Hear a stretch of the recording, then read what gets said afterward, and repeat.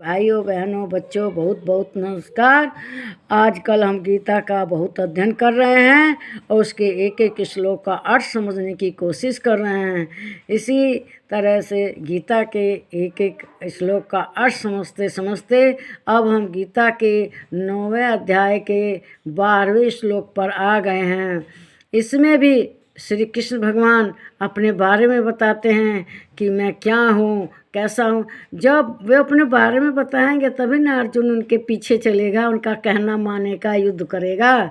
इसीलिए उसको समझा रहे हैं।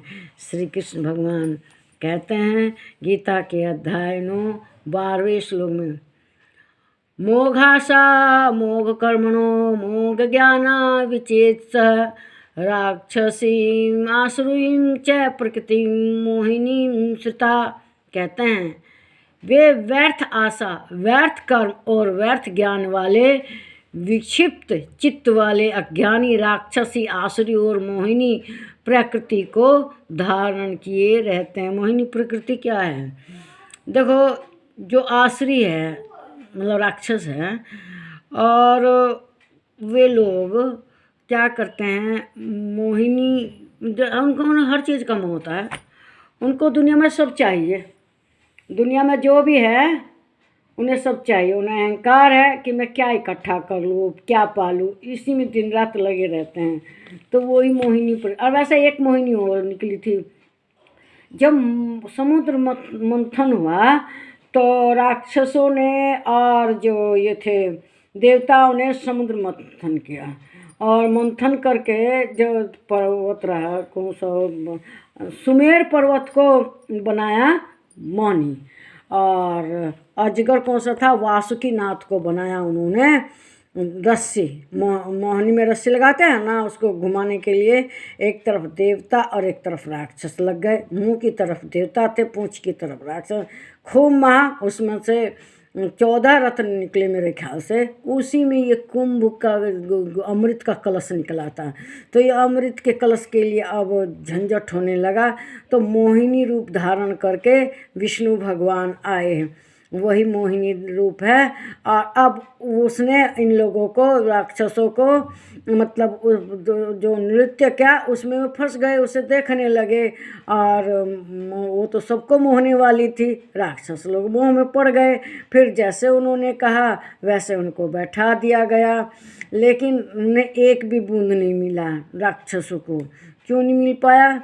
एक कौवा था, उसका नाम भूल गई मैं, वो उस जो अमृत कलश था उसको लेके चला, वहाँ से उड़ गया, और उसको ले जाके जहाँ लेके जाता है उसकी बूंदें गिरी रास्ते में। तो जो ये कुंभ मेला लगने जा रहा है जनवरी माह में, 13 तारीख को उसका मकर संक्रांति को पहला स्नान होगा, उसी में से बूंदें गिरी थी।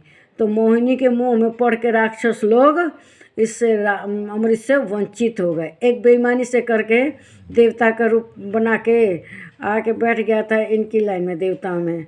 तो उसने मोहिनी से कहना छल से अमृत पान कर लिया था, लेकिन देवता समझ गए कि राक्षस है और उसके गर्दन को उड़ा दिए। तो राहु और केतु वो ही बन गया है, और वह सबको परेशान करता है। जिसकी कुंडली में जहाँ जिस स्थान पर रहता है उसे वहाँ परेशानी देते हैं दोनों ग्रह। तो इस तरह से मोहिनी ने अमृत के समय उन्हें अपने मुंह में फंसा के उन्हें अमृत से वंचित कर दिया था। तो ये राक्षस जो आसुरी के लोग हैं, इन्हें चाहिए सब कुछ, लेकिन ये मोहिनी के जाल में फंस के सब चीज़ से वंचित हो जाते हैं। तो मनुष्य को माया, मोहिनी, इनके चक्कर में नहीं पड़ना चाहिए। मनुष्य को हमेशा भगवान का ध्यान लगना चाहिए।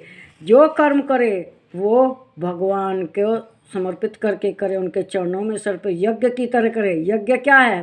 परोपकार के कार्य करे, यज्ञ की तरह से अपने कर्म करे और जीवन को भगवान को समर्पित करते हुए अपना दिव्य जीवन बनाए, आत्मज्ञानी बने, और बाद में भगवान को प्राप्त करे, मोक्ष प्राप्त करे, परम पद को प्राप्त करे।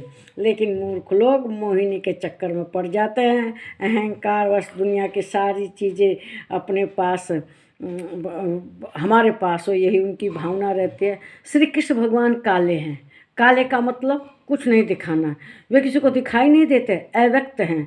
और जो अर्जुन है ये सामान्य व्यक्ति है। और जो रथ है वो क्या है, जीवन की यात्रा है।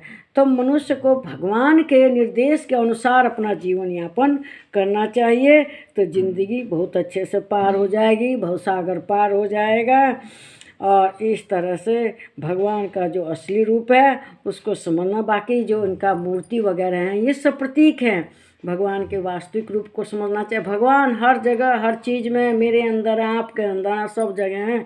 तो इसीलिए इस वीडियो को लाइक कीजिए, शेयर कीजिए, इस पर कमेंट कीजिए, मेरे चैनल को सब्सक्राइब कीजिए। नमस्कार मेरे प्यारे भाइयों बहनों और बच्चों।